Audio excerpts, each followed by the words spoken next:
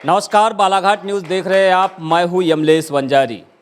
सामाजिक क्षेत्र में अक्सर कम काम करके दिखावा ज़्यादा करने वाले लोग मिल जाते हैं, लेकिन कुछ लोग ऐसे भी हैं जो अपना काम खामोशी से करते हैं और बहुत कुछ करने के बाद भी दिखावा नहीं करते हैं।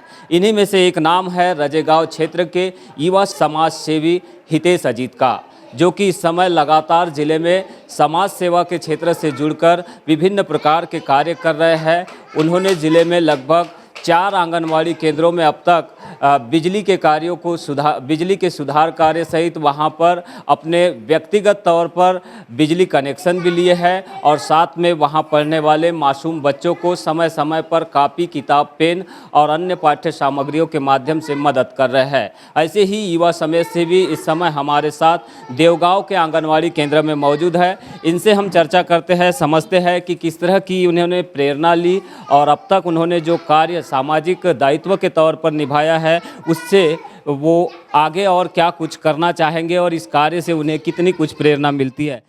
मेरा नाम हितेश अजीत है। मैं अगर आंगनवाड़ी की बात करूं तो चूंकि मेरा घर रजेगांव में है, मेरे पड़ोस पे एक आंगनवाड़ी केंद्र है, तो मेरा वहां से गुजरना हुआ तो देखा था कि एक मैडम बाकायदा कुर्सी में बाहर आंगनवाड़ी की बाहर बैठी हुई थी और फिर मैंने देखा कि वो किसी तरीके से यानी बेसुध टाइप थी। तो मैंने उनसे पूछा कि मैडम कैसा कुछ अच्छा नहीं लग रहा, तो उन्होंने बताया कि सरकार की तरफ से आंगनवाड़ी केंद्रों में लाइट और विद्युत की व्यवस्था नहीं है, इस वजह से गर्मी की वजह से थोड़ा सा चक्कर जैसा महसूस हो रहा है। और साथ ही साथ बच्चों के बारे में पूछने में बताया गया कि बच्चे आते ही नहीं, नौनियाल बच्चे, छोटे छोटे बच्चे 1-1, 2-2 साल के, गर्मी बेतहाशा होती है अप्रैल मई की गर्मी, उसके साथ उनको आने में फिर लेंटर का मकान होता है। तो ये सब परेशानियों को उन्होंने जब बताया तो मुझे लगा कि नहीं, मैं इनकी मदद कर दूँ। आप ये बताएंगे कि अब तक आपने कितने आंगनवाड़ी केंद्रों में अपनी ओर से व्यक्तिगत तौर पर मदद पहुंचाई है और किस तरह की मदद आपने पहुंचाई है? मैंने रजेगांव आंगनवाड़ी और ग्राम कोहका के आंगनवाड़ी में खुद के कनेक्शन, खुद के फार्म से मैंने कनेक्शन विद्युत मंडल जाके उसकी निर्धारित शुल्क पटा के मैंने वहाँ कनेक्शन करवाया है, वहाँ पर बिजली फिटिंग करवाई, वहाँ पर फैन देने का काम करा है और वहाँ के बच्चों को पाठ्य पुस्तक के रूप में काफ़ी, पेन और अपने जन्मदिन में मैंने उनको मिठाई खिलाकर बाकायदा जन्मदिन मनाने का प्रयास किया। उसके अलावा चूँकि अभी वर्तमान में जल जीवन मिशन के माध्यम से हर आंगनवाड़ी में कनेक्शन दिए जा रहे हैं, तो मैंने पता करा कि कोहका में, क्या देवगांव में और बगड़मारा में कनेक्शन तो थे, लेकिन यहाँ पर फैन की व्यवस्था नहीं थी, इलेक्ट्रिसिटी बोर्ड की व्यवस्था नहीं थी। तो वो सब मैंने अपने निजी वैसे इनको करके यहाँ सुविधा देने का काम किया है। चूँकि आज आपका जन्मदिन भी है, तो जन्मदिन के ऊपर हम देखते हैं कि जिन युवाओं का अक्सर जन्मदिन होता है वे अपने दोस्तों के साथ में पार्टियां करते हैं या फिर अन्य कार्य करते हैं, लेकिन आप एक सामाजिक क्षेत्र से कार्य कर रहे हैं। इस तरह की प्रेरणा से किस तरह का संदेश आप देना चाहते हैं युवाओं के बीच? मेरा संदेश, मैं देखता हूँ कि जनरल आज के युवा 2000, 4000, 5000 की अगर उनके पास पॉकेट मनी कहीं से भी जम गई, उनके पापा से जम गई या कहीं से भी वो कलेक्शन करके वो लोग जमा के बड़े होटलों में जाते हैं, नदी, झील, समुद्र, जहाँ जहाँ उनको व्यवस्था मिलती है वहाँ जाते, पार्टी करते हैं वहाँ वो, और व्यर्थ में वो पैसा खर्च करवा देते हैं। उसके अलावा उन लोगों का वे व्यर्थ में पैसा ना जाए और पैसा ना जाए इस जगह में ऐसे व्यर्थ कामों में। तो मैंने सोचा कि क्यों ना अपन किसी के चेहरे में मुस्कान देने के लिए, किसी को खुशियाँ देने की और किसी को मदद दे के हम जन्मदिन जैसे उत्सव मनाएं। तो इन सबसे दूर, मैंने खर्चीली पार्टियों से दूर होके अपने दोस्तों की पार्टी ना कराती हूँ, मैंने किसी की मदद करने की ठानी थी और ये निरंतर मैं प्रयास कर रहा हूँ। सबसे पहले मैं आदिवासी अंचल गया हूँ, वहाँ पर मैंने अपने जन्म उत्सव में मैंने वहाँ पर लोगों को कपड़े से और क्या बोलते वहाँ पर पाठ्य सामग्री देकर जन्मदिन मनाया। उसके बाद मैं जिला अस्पताल गया, वहाँ मैंने अपने नेत्रदान करने गया। मैं वहाँ गया था कि बॉडी के जो आर्गन पार्ट्स है मेरे, वो मैं वहाँ पर डोनेट कर दूँ, दान कर दूँ कि किसी का जीवन मेरी वजह से बन पड़े या बच जाए, उससे बड़ी आदमी की उपलब्धि नहीं हो। तो जिला चिकित्सालय में इस तरह की व्यवस्था नहीं थी, तो उन्होंने बोला आप आई डोनेट कर सकते हो। तो मैंने जिला अस्पताल में जाके मैंने नेत्रदान भी कर चुका हूँ और अभी फ़िलहाल में मेरे द्वारा बगड़मारा और देवगांव आंगनवाड़ी केंद्रों में इलेक्ट्रिसिटी का काम और फैन का काम कर दिया गया है। कुछ साल पहले आपका नाम हेलमेट वितरण जैसे कार्यक्रमों से भी जुड़ा रहा। आप हेलमेट किस पर्पज़ से आप वितरण करते थे और अब तक आपने हेलमेट का जो अभियान चलाया उससे कितने लोगों को लाभ मिला और कितने लोगों तक आपने ये मदद जो है हेलमेट के माध्यम से पहुंचाई है? चूँकि मेरा गांव रजेगा और ये हाईवे से जुड़ा हुआ गांव है और मेरा घर भी सड़क किनारे ही है, तो मैंने देखा एक बार एक्सीडेंट हुआ था आज से 5-7 साल पहले, और एक्सीडेंट में एक व्यक्ति की मौत हो गई थी। डॉक्टर वगैरह से मैंने पूछा कि ये ऐसी मौतें कैसे, बस गिर गया बाइक से और मौत हो गई। तो उन्होंने बताया कि अगर इंजरी या जख्मी हो जाता, अगर सर पे अगर चोट लगती तो आदमी के मरने के चांस बढ़ जाते हैं, और अगर हेलमेट रहा तो आदमी के मरने के चांस बहुत कम हो जाते हैं अगर वो बाइक से, टू व्हीलर, दोपहिया वाहन से।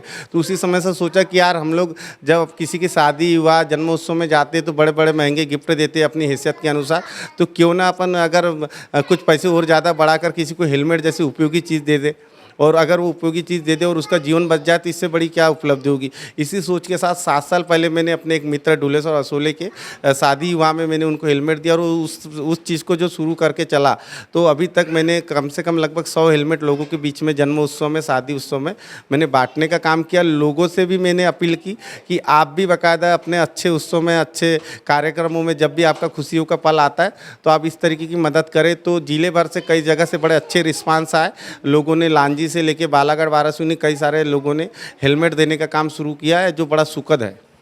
आप 2017 में शायद एक सामाजिक संस्था अपना परिवार इसका गठन किया था, और सोशल मीडिया के प्लेटफार्मों के माध्यम से इसकी एक्टिविटीज़ को आप लोगों के बीच पहुंचाने का काम कर रहे हैं। ये किस प्रकार की संस्था है और इस समय ये संस्था क्या कुछ काम कर रही है? चूँकि बहुत सारे दोस्त होते, यानी समाज में नकारात्मक तो है, भरी पड़ी नकारात्मक से हम देखते हैं कि हर जगह नेगेटिविटी बातें बहुत होती है, लेकिन इनके बीच में भी कुछ अच्छे युवा है जो कुछ करने की सोच रखते हैं, वो चाहते हैं कि हम भी समाज के लिए बेहतर कर पाए।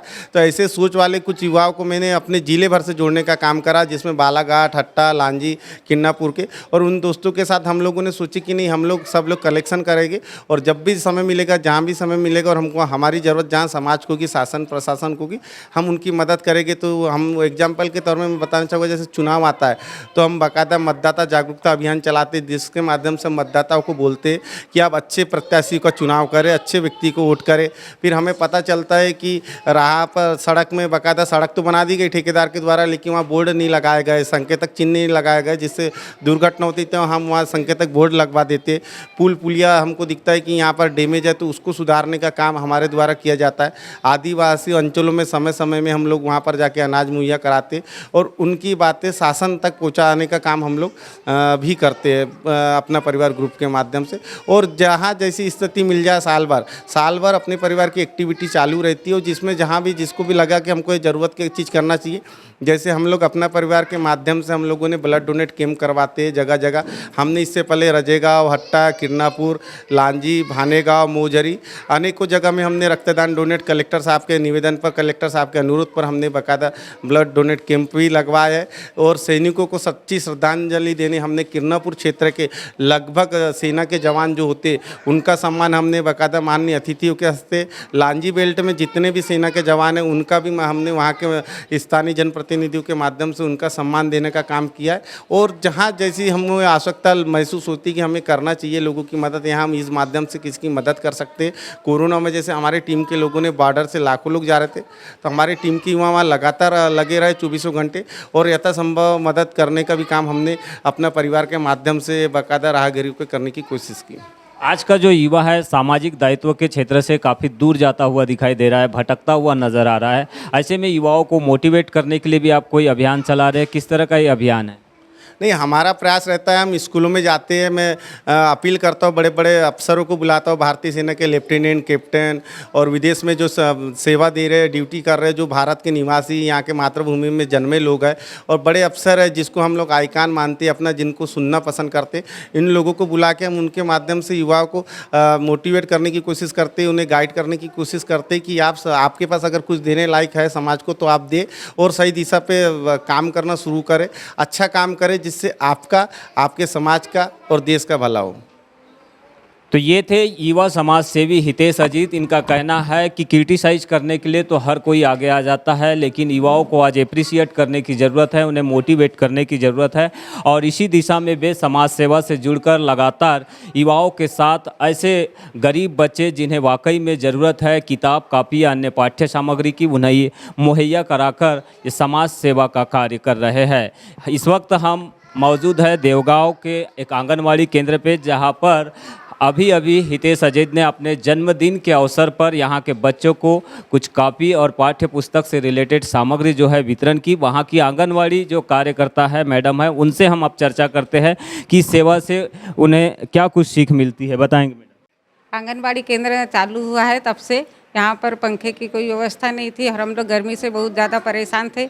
इसको हितेश भैया ने नज़रअंदाज मतलब अपने दिमाग में लिए और अपने जन्मदिवस पर हमारे आंगनबाड़ी में एक पंखा और लाइट की व्यवस्था कर दी। इनके हम आभारी हैं और इनका धन्यवाद से आभार व्यक्त करते हैं। सरकारी सुविधाओं से इतर व्यक्तिगत तौर पर कोई व्यक्ति जब ऐसे कार्यों में सहयोग करता है, एक सरकारी संस्थाओं को सहयोग करता है, इससे क्या कुछ संदेश जाता है एक आंगनवाड़ी कार्यकर्ता होने के नाते? आप बताएं। इससे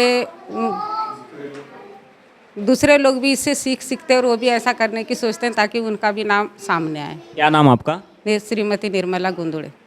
तो श्रीमती निर्मला गोंदुड़े ये आंगनवाड़ी कार्यकर्ता है देवगांव में। इनका कहना है कि ऐसे कार्यों से निश्चित ही दूसरे युवा जो कि राह से भटक जाते हैं उन्हें भी प्रेरणा मिलती है और वो भी ऐसे अच्छे कार्य समाज सेवा के क्षेत्र में कर सकते हैं। तो कहीं ना कहीं निश्चित ही सामाजिक दायित्व में अगर कोई युवा अपनी भूमिका निभाना चाहता है तो वो कुछ न रहते हुए भी बहुत कुछ कर सकता है। इसी की सीख दे रहे हैं हितेश अजीत, जिन्होंने अब तक बालाघाट जिले में लगभग 4 आंगनवाड़ी केंद्रों में अपनी सेवाओं के माध्यम से अपने व्यक्तिगत तौर पर पंखे, इलेक्ट्रिसिटी और ऐसे कार्य करके समाज के युवाओं को एक नया संदेश दिया है। बालाघाट न्यूज़ के लिए यमलेश वंजारी।